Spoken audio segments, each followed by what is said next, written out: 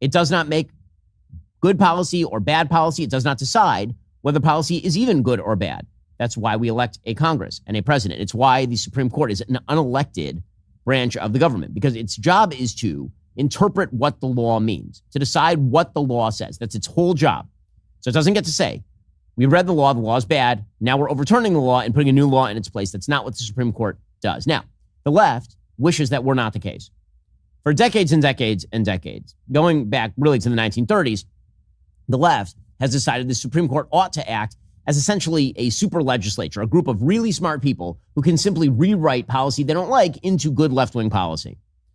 In fact, what they want is for the Supreme Court to say that when the president or Congress does left-wing things, that's legal, but when the president or Congress does right-wing things, that's illegal. The Supreme Court is supposed to be a one-way ratchet for the left. But again, that's not the job of the Supreme Court.